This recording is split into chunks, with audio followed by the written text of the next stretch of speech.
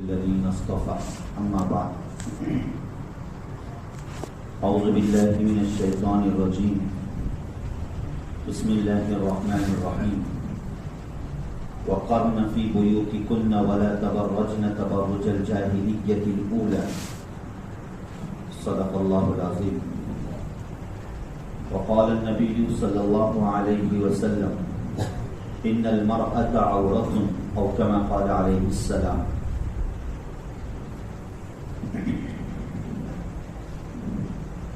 دین اسلام کی بنیادی جو تعلیمات ہے وہ تعلیم در حقیقت حیا اور پاک دامنی پر مشتمل ہے. اسلام کا کوئی بھی باب اٹھا کر دیکھ لیجئے، کوئی بھی موضوع اٹھا کر دیکھ لیجئے، ہر موضوع کی ابتدا حیا اور پاک دامنی سے ہوتی ہے. فی الوقت ایک موضوع میڈیا پر اور دیگر خبروں میں بہت ہی نشر و عام اور موضوع بحث بن چکا ہے عورت کے پردے سے متعلق، کہ دشمنان اسلام کو وقتاً فوقتاً دین اسلام کی کوئی نہ کوئی چیز اور کوئی نہ کوئی بات کھٹکتے رہتی ہے. کبھی تو اذانوں پر نظریں ہوتی ہے، کبھی تو مسجدوں پر نظریں ہوتی ہے، اور ہر وہ بات جس سے کفر کو خطرہ ہوتا ہے اس پر وہ اعتراض کرتے ہیں. من جملہ ان اعتراض کے ان کا ایک بڑا اعتراض دور حاضر کا اور حالیہ اعتراض کہ کیا دین اسلام میں اور قرآن میں پردے کا حکم واضح طور پر ذکر ہے یا نہیں. افسوس تو یہ ہوتا ہے کہ یہ باتیں کرنے والے وہ ہوتے ہیں اخباروں میں، خبروں میں اور میڈیا میں جن کا دین سے دور دور تک کوئی واسطہ نہیں ہوتا ہے، مگر اللہ حفاظت فرمائے اس پلے درجے کا اعتراض کر بیٹھتے ہیں کہ ایک سادہ ذہن مسلمان جو عام حالات میں بظاہر قرآن اور حدیث سے ویسے بھی دور ہوتا ہے، ان کی باتوں کو سن کر کافی حد تک متاثر بھی ہو جاتا ہے. اللہ دین و ایمان کی حفاظت فرمائے. تو بہرحال عورت کے لیے جو اسلام نے پردے کا حکم بیان فرمایا ہے، قرآن کریم میں واضح طور پر اور احادیث نبویہ صلی اللہ علیہ وسلم میں واضح طور پر عورتوں کے پردے کے احکامات ذکر کیے گئے ہیں. عورت کا سب سے بہترین پردہ یہ خود عورت کا اپنا گھر ہوتا ہے. عورت کا سب سے بہترین پردہ یہ خود عورت کا اپنا گھر ہے، جس کو قرآن کریم نے سورۃ الاحزاب میں ذکر فرمایا ہے کہ وَقَرْنَ فِي بُيُوتِكُنَّ، کہ عورتیں اپنے گھروں کو لازم پکڑیں، اپنے گھروں میں ٹھہرے رہیں. اسی لیے اللہ کے رسول صلی اللہ علیہ وسلم نے ذکر فرمایا ہے کہ عورت اپنے گھر میں جتنا اندر ہوتی ہے، گھر کے جس اندرونی حصے میں ہوتی ہے، وہ اتنی ہی اللہ کی رحمت سے قریب ہوتی ہے. سبحان اللہ. عورت گھر کے جتنے اندرونی حصے میں ہوتی ہے وہ اتنی ہی اللہ کی رحمت سے قریب ہوتی ہے. اسی لیے عبادت کے اعتبار سے یہ حالانکہ عبادت ہے، مگر پھر بھی افضلیت کی یہ تقسیم رکھی گئی ہے کہ مردوں کے لیے مسجد میں عبادت کو انجام دینا افضل ہے، اور عورت کو گھر میں عبادت کرنا اور نماز پڑھنا یہ عورت کے لیے افضل ہے. اور پھر وہ پوری لمبی حدیث ہے جس میں نبی کریم صلی اللہ علیہ وسلم نے ذکر فرمایا کہ گھر کا جو ابتدائی حصہ ہوتا ہے جس کو ہم ہال کہتے ہیں، کہ ہال کے مقابلے میں کمرے میں نماز پڑھنا یہ عورت کا افضل ہے، اور کمرے کے مقابلے میں بند کمرے میں عورت کا نماز پڑھنا یہ اس سے افضل ہے. یہ اس سے افضل ہے. تو وقرن فی بیوتکن کہ عورت کا سب سے بہترین پردہ یہ اس کا اپنا گھر ہے، یہ اس کا اپنا کیا ہے بھائی. اور پھر قرآن کریم نے اشارہ کیا کہ اور اگر ضرورت کی وجہ سے عورت کو گھر سے باہر اگر نکلنا ہے تو قرآن کریم نے وہ اسلوب اور ان طریقوں کو متعین فرما دیا کہ وَلَا تَبَرَّجْنَ تَبَرُّجَ الْجَاهِلِيَّةِ الْأُولَى کہ جاہلیت اولا کی طرح بناؤ سنگار کرتے ہوئے بے پردہ عورت گھر سے باہر نہ نکلے. جاہلیت اولا سے اشارہ ہے اللہ کے رسول صلی اللہ علیہ وسلم کی بعثت سے پہلے کا جو زمانہ ہے وہ جاہلیت اولا ہے.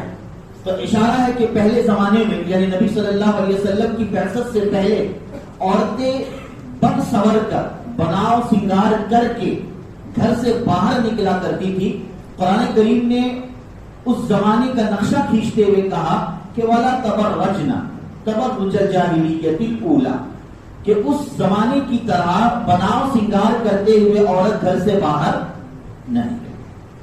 اللہ حفاظت فرمائے کہ آج کا زمانہ جاہلیت اولا سے کوئی کم نہیں.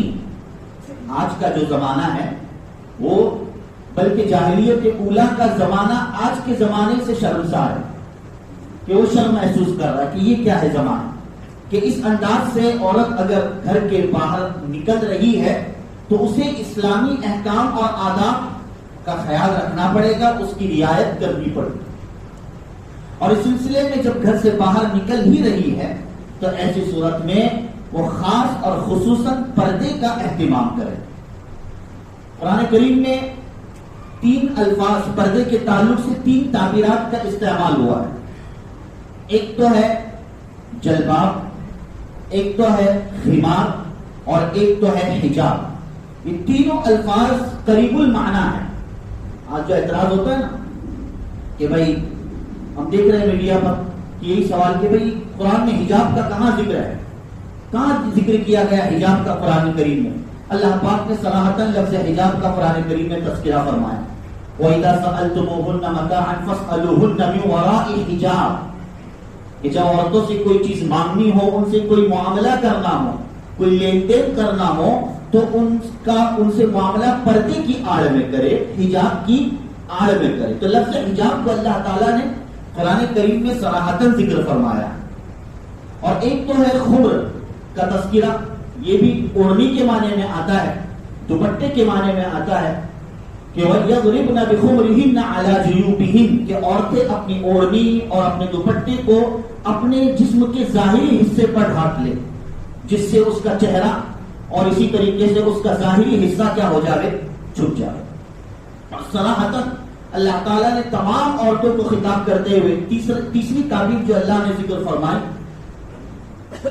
وہ یہ ہے کہ اللہ تعالیٰ نے حکم دیا نبی صلی اللہ علیہ وسلم کی عورتوں کو اور اسی طریقے سے تمام جملہ عورتوں کو کہ یدنین علیہن من جلابیبہن کہ عورتیں اپنے اوپر جلباب کو ڈال دیں. جلباب پہنے نہیں بلکہ جلباب کو ڈال دیں. یدنا یہ عربی کی تعبیر ہے جس کا مطلب یہ ہوتا ہے کہ لٹکائے، ڈالے. پہننا الگ ہوتا ہے اور لٹکانا کیا ہوتا ہے بہرحال الگ ہوتا ہے. تو اس جلباب کی تفسیر میں علامہ ابن کثیر جو بہت بڑے مفسر ہیں انہوں نے ابن عباس رضی اللہ تعالیٰ عنہما کا قول ذکر فرمایا ہے کہ جلباب کا مطلب کیا ہے کہ ایسی چادر جس چادر سے عورت اپنے تن کو مکمل ڈھانک دے. اس طور پر تفسیر ابن کثیر میں یہ بات موجود ہے کہ اس طور پر اپنے بدن کو ڈھانک دے کہ اس کا چہرہ بھی اس سے ڈھک جائے اور صرف ایک آنکھ کھلی رہے. کتنی آنکھ کھلی رہے؟ ایک آنکھ. یعنی آنکھوں میں بھی، 2 آنکھوں میں بھی صرف ایک آنکھ کیا رہے، کھلی رہے. اور یہ تعبیر اور یہ طرز زمانِ نبوی صحابیات میں پایا جاتا ہے. صحابیات کے زمانے میں کیا ہے بھائی؟ سن 5 ہجری میں حجاب کی آیتیں نازل ہوئی. سن 5 ہجری میں آیت حجاب اللہ تعالیٰ نے نازل فرمائی ہیں اور اس کے بعد تمام عورتوں نے نبی صلی اللہ علیہ وسلم کے زمانے میں حجاب فرمایا ہے اور پردہ فرمایا. اس قدر اہتمام فرمایا ہے پردے کا، اللہ اکبر، اس قدر اہتمام. ایک صحابیہ کے متعلق آتا ہے کہ ان کے ابو داؤد شریف کی روایت ہے کہ ایک جنگ میں ان کے بیٹے شہید ہو گئے. ایک جنگ میں ان کے بیٹے شہید ہو گئے. جب مسلمان واپس آئے, قافلہ واپس آیا غزوہ کر کے, دیکھا کہ میرا بیٹا اس میں موجود نہیں ہے, تو حالت دریافت کرنے کی خاطر دوڑی دوڑی نبی کریم صلی اللہ علیہ وسلم کی خدمت میں حاضر ہوئی. تفصیل اور تفتیش کے بعد پتا چلا کہ آپ کا بیٹا شہید ہو چکا ہے. آپ کا بیٹا کیا ہے؟ شہید ہو چکا ہے. ظاہر بات ہے کہ عورت ماں جس کا بیٹا مر جائے, دنیا سے چلا جائے, اس کے لیے اس سے بڑھ کر اور کون سا غم ہو سکتا ہے؟ ظاہر بات ہے کتنا بڑا غم کا پہاڑ اس پر ٹوٹا ہوگا. اور ظاہر ہے کہ جب بیٹا ختم ہو جائے تو عورت کو کسی قسم کا کوئی ہوش نہیں رہتا, وہ بدحواس ہو جاتی ہے, اس لیے کہ گویا اس کی بہت بڑی نعمت اور دولت چھین لی گئی. مگر اس صورت حال میں بھی اس عورت نے, وہ عورت نقاب میں تھی اور پردے میں تھی, آنے والی عورت نقاب اور پردے میں تھی. تو صحابہ میں سے, مسلمانوں میں سے کسی نے پوچھ لیا کہ تیرے اوپر یہ غم کا پہاڑ ٹوٹا ہے اور اتنے بڑے صدمے کی خبر تجھ کو پہنچائی گئی ہے, مگر اس حال میں بھی تو نے پردے کو نہیں چھوڑا, اس حال میں بھی تو نے حجاب کو نہیں چھوڑا. تو اس عورت کے الفاظ سنیے گا جو حدیث میں مذکور ہے. اس عورت نے یہ کہا, اللہ وہ جذبہ تمام کو نصیب فرمائے, کہ اس عورت نے یہ کہا کہ میرا بیٹا چلا گیا ہے مگر میری شرم و حیا نہیں گئی. سبحان اللہ, میرا بیٹا چلا گیا ہے مگر میری شرم و حیا نہیں گئی.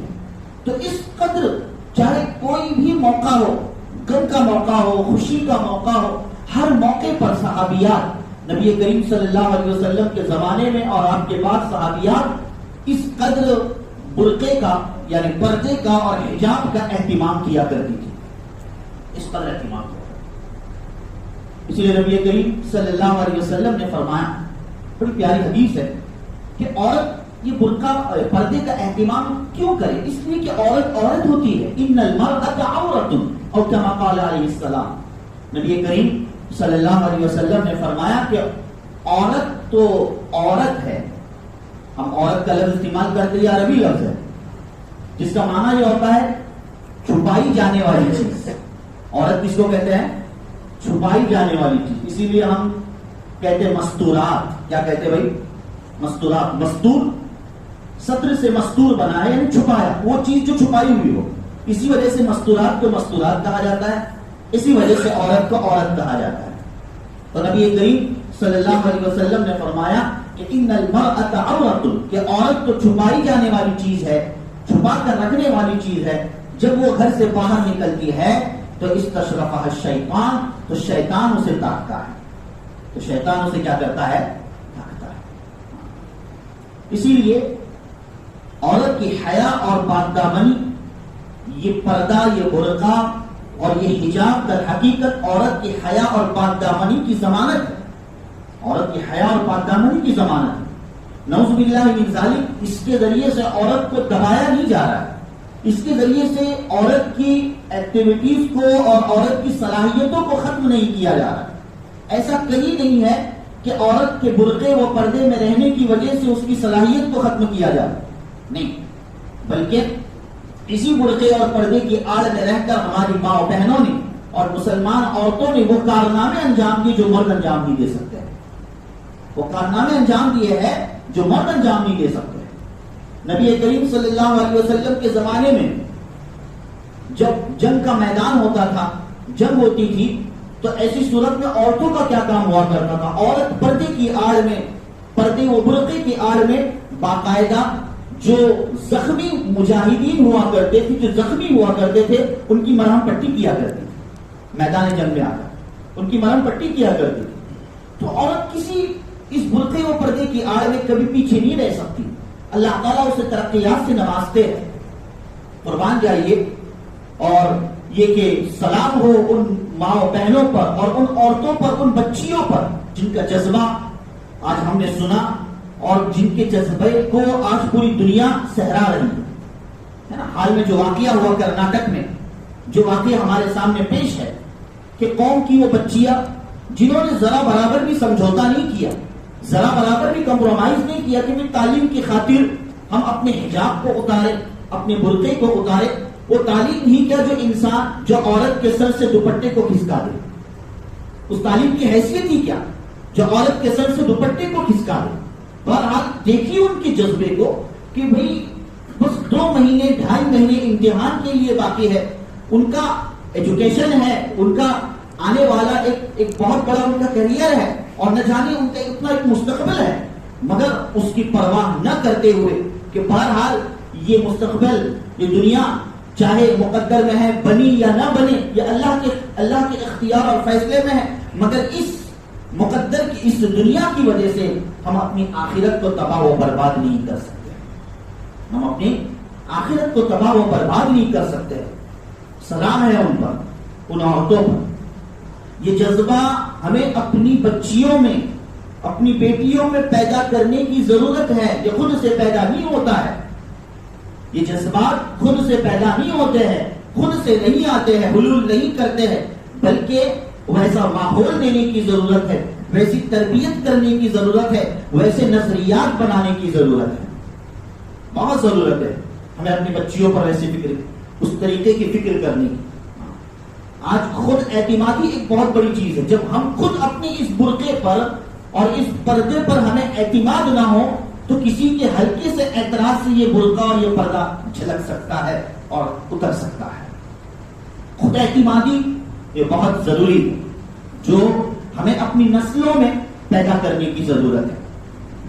یہ کسی اور کا حکم نہیں ہے پردہ, یہ میرے رب کا حکم ہے, یہ اللہ کا حکم ہے, اور اللہ کے حکم کے سامنے میں دنیا داروں سے سمجھوتا کرنے کے لیے ہرگز تیار نہیں, ہرگز تیار نہیں. یہ میرے رب نے میرے لیے یہ عنایت اور میرے لیے یہ نعمت عطا فرمائی ہے پردے کی اور برقعے کی. عورت کے تعلق سے پردے و برقعے کی نعمت یہ اللہ تعالیٰ نے عطا فرمائی ہے کہ اس کے ذریعے سے حفاظت ہوتی ہے. قرآن کریم نے تو اس کی علتیں بیان فرمائی کہ یدنین علیہن من جلابیبہن ذلک ادنی ان یعرفن فلا یؤذین. دو علتیں ذکر فرمائی کہ جب یہ تم پردہ اختیار کرو گے, یہ حجاب اختیار کرو گے, تو اس کے 2 فائدے تمہیں حاصل ہوگے. پہلا فائدہ یہ ہے کہ ذلک ادنی ان یعرفن, کہ تم پہچانی جاؤ گی. سبحان اللہ, قرآن کہہ رہا ہے, ان عورتوں کو کہہ رہا ہے, ان ماں بہنوں کو کہہ رہا ہے جو پردے کا اہتمام کرتے ہیں, جو برقعے کا اہتمام کرتے ہیں, جو حجاب کا اہتمام کرتے ہیں, کہ ذالک ادنی ان یعرفن, کہ تم پہچانی جاؤ گی. پہچانی جاؤ گی کا مطلب کیا؟ مفسرین کرام ذکر فرماتے ہیں کہ مطلب یہ ہے کہ جن کی نگاہیں خراب ہوتی ہے, جن کی نظریں خراب ہوتی ہے, جو شیطانی نظروں سے دیکھتے ہیں راستوں پر, وہ یہ سمجھ جائے گے کہ جو عورت اپنے چہرے کو کھولنے کے لیے تیار نہیں, جو عورت اپنے جسم کے کسی حصے کو کھولنے کے لیے تیار نہیں, وہ عورت میری بد نظری اور غلط نظری کا ہرگز شکار نہیں ہو سکتی. ذالک ادنی ان یعرفن, کہ تم پہچانی جاؤ گی, کہ تم دور سے پہچانی جاؤ گی کہ یہ کوئی باحیا اور پاک دامن عورت معاشرے اور سوسائٹی میں آ. فلا یؤذین, دوسری علت قرآن نے یہ ذکر فرمائی کہ تمہیں کسی قسم کی تکلیف نہیں پہنچائی جائے گی, تمہارے ساتھ چھیڑ چھاڑ کا معاملہ نہیں کیا جائے گا. قرآن کہہ رہا ہے فلا یؤذین. تمہارا یہ اللہ کی طرف سے پردہ و برقع ایک بڑی نعمت ہے. یہ برقعے کا جو لفظ ہے, بعض لوگ یہ پوچھتے ہیں, فون بھی آیا تھا اس سلسلے میں, کسی نے پوچھا کہ یہ برقعے کی شرعی حیثیت کیا؟ برقع یہ آج کی ایجاد ہے. برقع کیا ہے؟ یہ آج کی ایجاد ہے اور پردے کا ایک ذریعہ ہے. برقع ہی پردہ ہے ایسا نہیں. برقع جو ہماری ماں بہنیں کالا برقع پہنتی ہے, زمانے نبوی میں یہ چیز موجود نہیں تھی. زمانے نبوی میں اور زمانے صحابیات میں یہ چیز موجود نہیں تھی, بلکہ ہر زمانے کے اعتبار سے ترتیب بدلتی جاتی ہے, لوگوں کے رہن سہن میں فرق ہوتے جاتا ہے, لوگوں کے بول چال میں فرق ہوتا جاتا ہے. لہذا زمانے نبوی اور زمانے صحابہ میں باقاعدہ چادریں اوڑی جاتی تھی. کیا ہے؟ چادریں اوڑی جاتی تھی. اس لیے حضرت عائشہ رضی اللہ تعالیٰ عنہ فرماتی ہے, بخاری شریف کی روایت ہے کہ فجر کے وقت میں, جبکہ اس وقت لائٹ کا کوئی نظم نہیں, بالکل اندھیرا وقت, جو اندھیرا خود ایک پردہ تھا, اندھیرے کا ہونا خود ایک مستقل پردہ ہے, مگر ماں عائشہ رضی اللہ تعالیٰ عنہ فرماتی ہے کہ فجر کے وقت ہم عورتیں مسجد نبوی میں چادروں کے ذریعے سے اپنے بدن کو ڈھانپ کر مسجد میں جایا کرتی تھی فجر کی نماز کے لیے. ہم عورتیں اپنے بدن کو اور اپنے جسم کو چادروں سے ڈھانپ کر مسجد میں جایا کرتی تھی, اور جب نماز سے فارغ ہو جاتے تو ہم لوٹ جایا کرتی تھی, مگر کوئی بھی ہمیں پہچانتا نہیں تھا کہ یہ فلانی, کوئی بھی ہمیں پہچانتا نہیں تھا کہ یہ فلانی. تو اس سے پتا چلا کہ صحابہ کے زمانے میں اور اللہ کے رسول صلی اللہ علیہ وسلم کے زمانے میں ایک وقت تک چادروں کا اہتمام ہوا کرتا تھا, چادریں لپیٹی جاتی تھی. اس کے بعد پھر تبدیلی آتی گئی. ہر علاقے کے اعتبار سے اس پردے اور حجاب میں فرق رہا, اور پھر اللہ کا کرنا ایسا ہوا کہ یہ ایک عمومی اعتبار سے, پوری دنیاوی اعتبار سے اس برقعے کا اب اہتمام ہونے لگا. اس برقعے کا کیا ہونے لگا؟ اہتمام ہونے لگا. تو بہرحال یہ برقع یہ در حقیقت پردے کا ایک ذریعہ ہے اور پردے کا ایک سبب ہے, مگر بہرحال یہ برقعے بھی قرآن کریم نے بتلایا ہے کہ یہ زینت کو ڈھانپنے والی چیز ہے, نہ کہ خود موقع زینت ہے. بھئی یہ برقع کیا ہے؟ زینت کو ڈھانپنے والی شے ہے کہ اس برقعے سے زینت کو ڈھانپا جائے, نہ یہ کہ خود برقع موضوع زینت بن جائے. تو بہرحال جو برقعے موضوع زینت ہوتے ہیں, جو برقعے خود زینت کے قائم مقام ہوتے ہیں, تو وہ برقع نہیں ہے. وہ تو بہرحال اس کا پہننا اور اس کا نہ پہننا دونوں کیا ہوتا ہے بھائی؟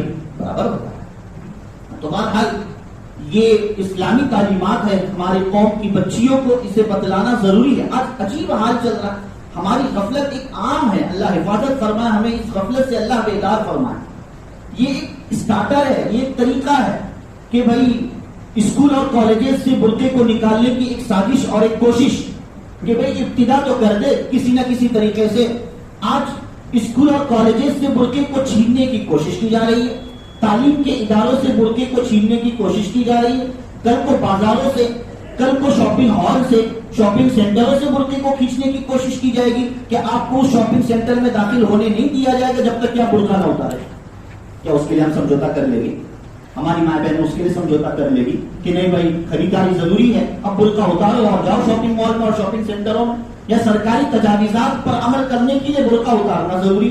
نعوذ باللہ من ذالک. یہ ایک بہت بڑی سازشات ہے. وقتاً فوقتاً اس ملک میں نہ جانے کیسے کیسے طریقے سے اور ایجنڈوں کے ذریعے سے اسلامی احکامات اور قوانین پر اعتراض کرنے کی کوششیں کی جا رہی ہے, مگر ہمیں کچھ پڑی بھی نہیں. ہمارا ایک بہت بڑا طبقہ یہ ہے جو اس سلسلے میں کچھ شوق ہی نہیں رکھتا, کچھ معلومات ہی نہیں رکھتا, اسے کچھ پڑی نہیں ہے. وہ تو بس اپنی ایک وقت گزاری اور کہہ لیجیے کہ اپنے ایک شہوانیت اور اسی طریقے سے اپنے ایک وقت کو گزارنے کے لیے وہ آمادہ ہے کہ کس طریقے سے اللہ نے مال دیا ہے, اب مال دیا ہے تو اسے برباد کرنا ہے. معاف کیجیے گا, اللہ نے مال دیا ہے تو کیا کرنا ہے بھائی؟ ختم نہیں ہو رہا ہے نا. غریب کو کیسے دے گی؟ وہ دکھتا نہیں ہے, وہ آن لائن نہیں ہوتا ہے, آف لائن کام کرنے کے لیے تیار نہیں ہے. ہمارے سارے کام داد و دہیز کے کام آن لائن ہونے چاہیے, لوگوں نے دیکھنا چاہیے, تب جا کر کچھ ہوگا. غریب کو دینے میں آف لائن کام ہوتا ہے. ہماری نمود اور نمائش تو آن لائن ہونی چاہیے. اب یہ پیسوں کو برباد کرنا ہے, اب نئے نئے طریقوں سے برباد کر رہے, شادیوں میں برباد کر رہے. اب تک تو بہرحال شادیوں کے شامیانوں میں برباد کرتے تھے, ڈی جے پارٹیوں میں برباد کرتے تھے, اب نئے طریقے ایجاد ہو گئے کہ قوالیوں میں برباد کر رہے. اللہ معاف فرمائے. یا ایسے اڑا رہے ہو نا پیسے, معاف کیجیے گا, مجھے آپ برا لگے گا مگر میں معافی چاہتا ہوں.